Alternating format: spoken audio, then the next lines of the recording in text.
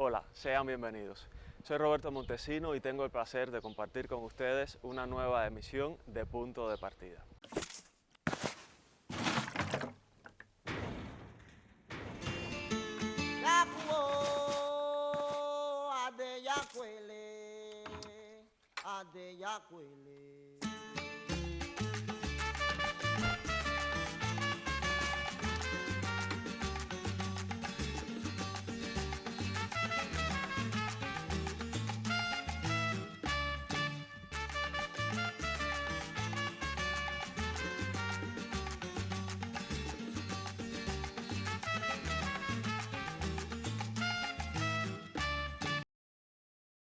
Además de lo que hemos podido escuchar, el profesor Heriberto Feraudi ha dedicado buena parte de su tiempo a estudiar y escribir sobre el legado africano en la cultura cubana desde múltiples aproximaciones. Entre sus principales títulos, Irna, un encuentro con la santería, el espiritismo y el palo monte, la Venus Lucumí, Yoruba, un acercamiento a nuestras raíces y hasta un libro para niños, Fabulosas Fábulas. Yo soy también el nieto, bisnieto, tataranieto de un esclavo. Que se avergüence el amo. ¿Seré Yelofe? ¿Nicolás Yelofe acaso? ¿O Nicolás Bacongo? ¿Tal vez Guillén Banguila o Cumbá? ¿Quizá Guillén Cumbá o Congué? ¿Pudiera ser Guillén Congué? Oh, ¿quién lo sabe? ¡Qué enigma entre las aguas! Siento la noche inmensa gravitar sobre profundas bestias, sobre inocentes almas castigadas, pero también sobre voces en punta que despojan al cielo de sus soles los más duros para condecorar la sangre combatiente de algún país ardiente perforado por la gran flecha ecuatorial. Sé que vendrán lejanos primos, remota angustia mía disparada en el viento. Sé que vendrán pedazos de mis venas, sangre remota mía, con duro pie aplastando las hierbas asustadas. Sé que vendrán hombres de vidas verdes, remota selva mía, con su dolor abierto en cruz y el pecho rojo en llamas. Sin conocernos, nos reconoceremos en el hambre, en la tuberculosis y en la sífilis, en el sudor comprado en bolsa negra, en los fragmentos de cadenas adheridos todavía a la piel. Sin conocernos, nos reconoceremos en los ojos cargados de sueños y hasta en los insultos como piedras que nos escupen cada día los cuadrumanos de la tinta y el papel. ¿Qué ha de importar entonces? ¿Qué ha de importar ahora? Ay, mi pequeño nombre con sus 14 letras blancas, ni el mandinga, bantú, yoruba, daomellano, nombre del triste abuelo ahogado en tinta de notario. ¿Qué importa, amigos puros? Oh sí, puros amigos, venid a ver mi nombre interminable, hecho de interminables nombres. El nombre mío, ajeno, libre y mío, ajeno y vuestro, ajeno y libre como el aire. Cuando yo terminé en Mozambique, empezaba todo el movimiento ese de los cuentapropistas. Y yo dije, yo no voy a hacer cuentapropistas, yo voy a hacer pinzapropistas. Ya yo estaba ya en la UNIA. Durante mi estancia en Nigeria, ya yo había leído el apellido de Nicolás Guillén. Y en la visita que yo hacía frecuentemente a Ileife, investigaba sobre esa cultura yoruba. Y yo siempre invitaba a la residencia a investigadores y a profesores nigerianos de distintos grupos étnicos, no solamente yoruba. Ajá. Ahí es donde yo empiezo a preguntarle a ellos sobre el término lucumí. ¿Por qué en Cuba se decía que éramos lucumí? Yo pregunto si había alguna región en Nigeria que se llamaba Lucumí, porque don Fernando Ortiz en Los Negros Esclavos apunta de que tenía ante él el mapa de Mapper, un escritor, un investigador, donde ubicaba Ulcamí en un territorio nigeriano. Entonces ellos me dicen a mí, no, aquí no hay ningún territorio que se llame Lucumí. Aquí lo que nosotros tenemos un saludo que es Olúcumí. ¿Qué significa? Compañero, mi camarada, mi aliado, mi socio. Entonces, ¿qué ocurre? Que cuando esos negros yoruba llegan a Cuba, se empiezan a llamar los unos a los otros Olúcumí, Olúcumí. Los españoles, al escucharlo a ellos diciéndose los unos a los otros, Olúcumí, Olúcumí, asumieron que eran de una tierra llamada Lucumí. Y por eso nosotros asumimos el término de Lucumí. Pero realmente lo que decir Olúcumí es mi compañero, mi amigo. Empiezo a investigar, regreso a La Habana, en el tránsito ese de Mozambique, de Nigeria a Mozambique, y empiezo a coleccionar toda esa información. Y un día voy a ver un amigo que diría la editora política, y le digo lo que estoy escribiendo. Me dice, ¿por qué no me das eso? Y escribimos y hacemos un libro. Yo no tenía ninguna aspiración de escritor tampoco. Y así sale mi primer libro, Yoruba, un acercamiento a nuestras raíces. Lo presentó Rogelio Martínez Furé en una actividad en el conjunto folclórico. Y un día recibo un cable de la agencia de prensa latinas, de la agencia latinoamericana, de la agencia que diría Jorge Timosi, diciéndome que ya yo era un escritor, que tenía el libro de Yoruba y que por qué no, que ellos podían ser mi representante en caso de que escribiera otro libro. Cuando voy para Mozambique, es que cuando entonces me decido por escribir sobre los Macúa, que también es otro grupo étnico que había aquí en La Habana, sobre todo por Pinar del Río y Villa Clara, otro grupo étnico. Porque hay un error, aquí no solamente somos Yoruba, o Lucumí, ni Congo, ni Carabalí, aquí tenemos de Gangá, tenemos de Arará, tenemos de Mandinga, tenemos de Macúa, tenemos de Dahomey, de Dahomeyano. Es decir, aquí hay un grupo de grupos étnicos que procedían de allá de África. Igual que con relación al término Yoruba. La gente piensa que Nigeria es Yoruba toda. No. Allí la mayor agrupación que hay son los Hausa, más que y los musulmanes. Pero eso será en otra oportunidad. Escribo otro libro sobre los Macúa. Después,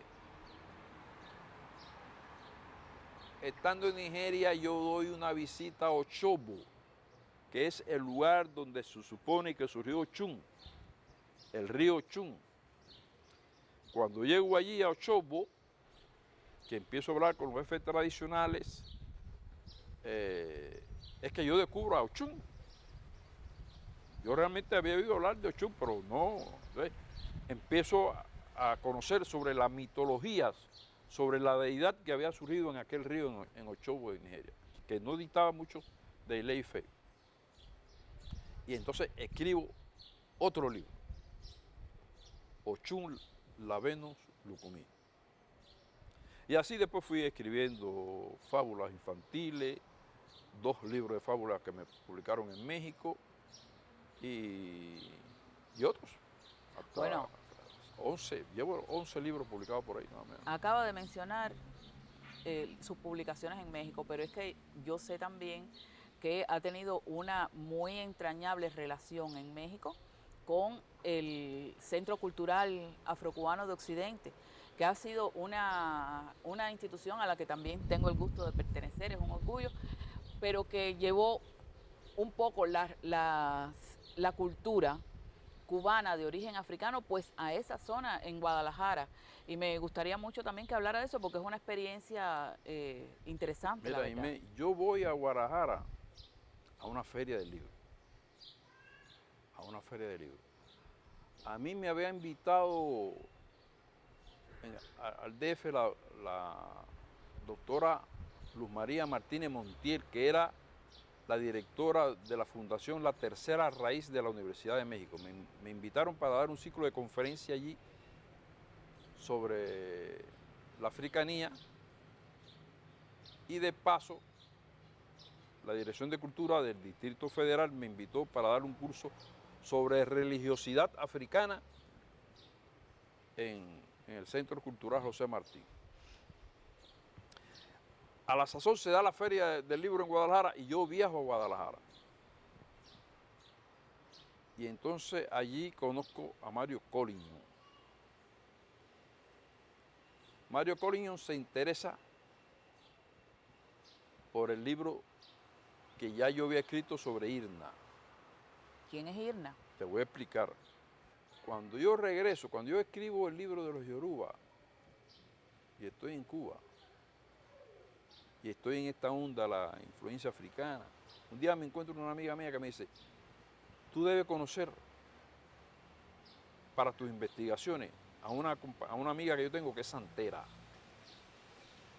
Y entonces voy a visitar a esa señora para que me hable de santería. Pero esa mujer me habla de santería, me habla de espiritismo y me habla de Palo Monte, de cómo son las consagraciones. Y yo voy grabándola, la voy grabando, la grabo. Y un día voy a la editorial de Ciencias Sociales y le digo al director, tú sabes que tengo un testimonio interesante de una mujer que es espiritista, santera y para él. Me dice, ¿por qué no lo publicamos? Digo, bueno, está bien. Pero en eso yo voy a México. Y Mario Collignon me dice, ¿por qué no publicamos el libro de Irna? Digo, bueno, está bien. Lo publicaron allí, fue la primera edición que se hizo de ese libro, Mario Collignon. Y después, yo le digo ahí, un día, en una reunión que teníamos en casa de Mario, habían algunos babalaos. Él tenía relaciones con algunos babalaos. Y entonces le digo, y tengo un libro también sobre la Venus Lucumí, pero no he podido publicarlo. Y me dicen los babalaos, pero usted le preguntó a Ochun si quiere que lo publique. Digo, bueno, yo no soy religioso. Dice, bueno, ¿por qué no le preguntamos? Vamos a preguntarle a Orula. Y ahí mismo, cogen la cadena, tiran. Mi padre, ¿usted cree que debemos publicar el libro de Ochun? Y Orula dice, no, a mí no me pregunte, pregúntele a ella. Mi madre, ¿usted cree? No. ¿Saben? El tema es un problema de ceremonia Sí. religiosa. ¿Usted quiere que se le publique? No. Bueno, usted quiere, son los intríngulis de la religión. Si le ponemos esto, no. Si le hacemos esto, no. Digo, caballero, ¿no quiere que se publique? No, espérate. Y entonces Mario dice, si se pone como condición que cuando se publique el libro se dé cuenta de esto que estamos haciendo, tiran. Dice, sí. Y ahí sale el primer libro de Ochun. Con la constancia de que se había hecho esa ceremonia en casa de Mario Collignon. Se presentó aquí en la Feria del Libro. Mario crea esa institución y me hace vicepresidente. Bueno, te decía, aquí me publican el libro de Irna también. Y después vinieron otros como la africanía en Cuba. Y así, fui publicando libro tras libro. Hay otro interesante sobre Harold Gramash. Aquí surgió el libro de Harold Gramash por el único libro que tengo un premio testimonio y biografía. Estábamos aquí, Harold salía de ahí la Villena y le digo a Harold decía, era un tipo que es muy ocurrente, le digo, no hay un libro sobre su vida. Me dijo, no, hay una gente en Villa Clara que lo están haciendo, pero no se ha concluido nada. Y después me entero que Harold quería hablar conmigo. Él era presidente de aquí mismo, esto lo hizo él, Harold Gramachi, cuando era presidente de la Asociación de Música de la Unidad. Me dice, ve por mi casa. Ya él sabía que le quedaba poco de vida. Y entonces llevé una grabadora y así como tú me estás entrevistando, empecé a entrevistarlo a él y salió el libro que sí, Yo vi la música, de Harold Gramachi, que fue premio Biografía y Memoria de Ciencias Sociales. Y por ahí sigo trabajando. Ya estando aquí, Barnet me llama, me cita aquí a la presidencia y me dice que quería redimensionar lo que se llamaba el proyecto Color Cubano, que era un proyecto antirracista que había surgido después del Congreso de la Unidad, donde Fidel había abordado el tema del racismo. Y que quería que yo organizara y presidiera una comisión contra el racismo y la discriminación racial. Cuando Barnet me dijo eso, yo le dije, mira, si es para discutir sobre el problema negro en Cuba, conmigo no cuenta. Porque si Evaristo Stenó resucita y le decimos que todavía estamos discutiendo el problema negro en Cuba, ellos se mueren. Estoy hablando de lo que eran dirigentes del Partido Independiente del Color. Si es para discutir, no. Recientemente, nosotros hacía 2 años habíamos tenido un taller en la Fundación Fernando Ortiz, donde Furé había dicho, hemos concluido el siglo XVII discutiendo el problema negro en Cuba. Terminamos el siglo XVIII discutiendo el problema negro en Cuba. Terminamos el siglo XIX discutiendo el problema negro en Cuba. Y vamos a terminar el siglo XX discutiendo el problema negro en Cuba. Entonces yo le dije a Barnet, si es para discutir el problema negro, no. Ahora, si es una comisión para buscar acciones, identificar acciones que contribuyan a combatir el problema del racismo en Cuba, fíjate, no para el lepe-lepe, para combatir y lograr la erradicación, le dije, la erradicación no, porque eso va a ser muy difícil, erradicar el racismo y los prejuicios raciales. Decía Newton que era más difícil destruir un átomo que el prejuicio. Yo siempre he dicho que el peor prejuicio es el prejuicio, de abordar el prejuicio. Y conmigo no cuenta. Barnet me dice, no, eso es lo que queremos. Y entonces organizamos la comisión Aponte con intelectuales de valía y con activistas de valía, pero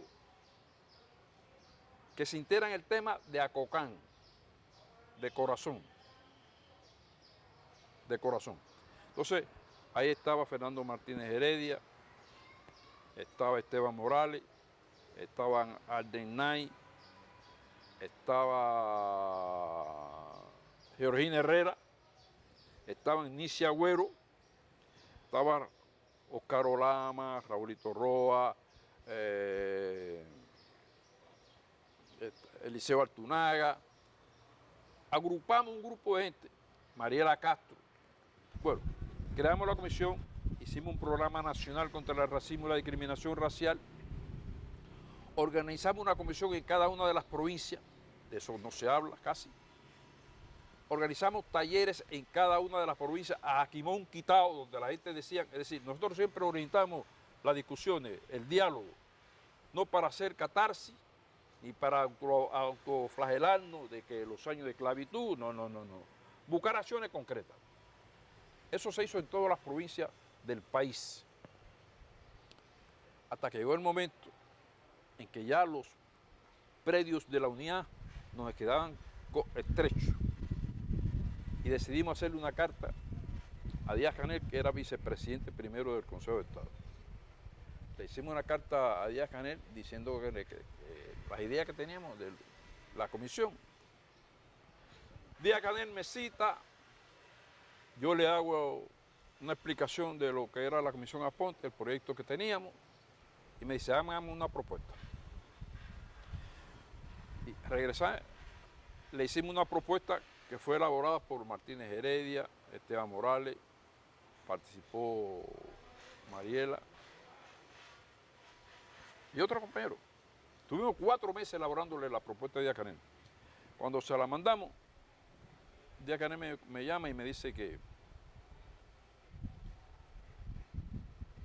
observatorio no, porque una de las cosas que recomendábamos era crear una institución para combatir el racismo, o una esfera, algo de nivel gubernamental para combatir eso. Me dijo, no, por lo pronto no. Por lo pronto, yo personalmente voy a atender el tema y nos vamos a reunir todos los meses con un ministro. Mira, yo le he dicho en otras ocasiones, yo salí un poco decepcionado de esa reunión con Díaz-Canel. Oye, ¿cómo Díaz-Canel, con el nivel de responsabilidad que tiene, se va a reunir con nosotros todos los meses? Pues mira que sí. A partir de ahí empezamos a reunirnos todos los meses con un dirigente de organismo superior.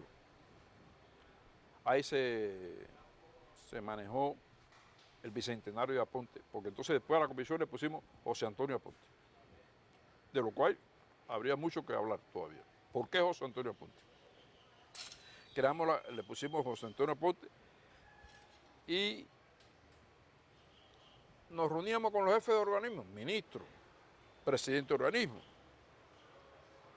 para que cada cual elaborara un programa de cómo aplicar la justicia social en cuanto al tema racial. Nosotros siempre decíamos, nuestro principio fundamental, no promover a las negras y a los negros por el color, sino por el talento. Así llevamos el tema a la Asamblea Nacional. Lo llevamos a la Asamblea Nacional. No se trata de promover a los negros por el color, sino por su talento. Y así queremos que sea en la televisión. Yo decía, hay que colorear a la televisión. Establecer un equilibrio. Que los actores negros no sean siempre delincuentes, brujeros, gente desviada. No. Darle otro protagonismo a los actores negros y mestizos. Esa fue una batalla fuerte.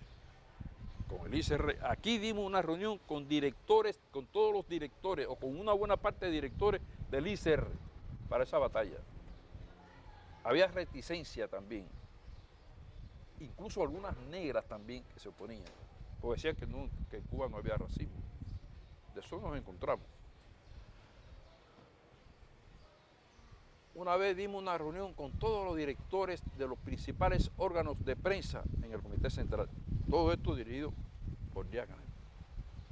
Y así fuimos trabajando durante años hasta que se creó. Yo después tuve que abandonar por un problema de salud la presidencia de la comisión. La asumió Pedro de la Hoz. Siguió la trayectoria de la comisión hasta que se creó el Programa Nacional contra el Racismo que dirige y preside Díaz-Canel. Ha sido una batalla y sigue siendo una batalla. Yo estoy por ver si me publican un libro que se llama Apuntes de una batalla contra los demonios. Esta batalla contra... Teniendo un poco el símil con el título de una batalla cubana contra los demonios. Así es. Ajá. Así es, que no ha sido fácil. Y en eso estamos. Esto ha sido todo por hoy. Recuerden que los esperamos la próxima semana porque desde aquí te enviamos la señal para iniciar un recorrido por la cultura cubana, nuestro punto de partida. Nos vemos.